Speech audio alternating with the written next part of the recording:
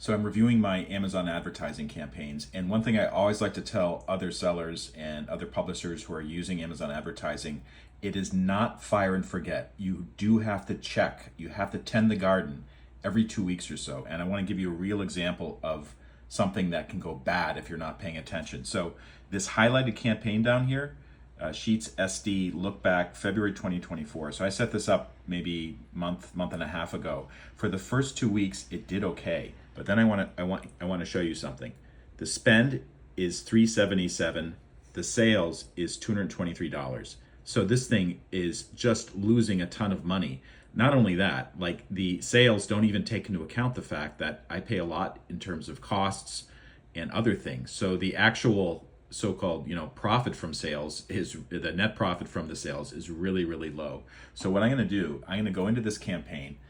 You can actually see the pattern. So for the first couple weeks, it was okay, at least in the beginning of March, and then it cratered. It kind of picked up a little bit, but the spend went up too, and then it's just been really, really lame. So this one is going to get turned off. Basically, I'm going to go into campaign settings and then deactivate the campaign. Now, if it wasn't such an obvious case where this thing is just not working, I would go back and try to tweak keywords and other settings and stuff. But for this thing, it's just not worth it. I'm just getting killed on the cost. It's losing money, and because I check every 2 weeks or so, I was able to kind of stop the damage before it got too bad.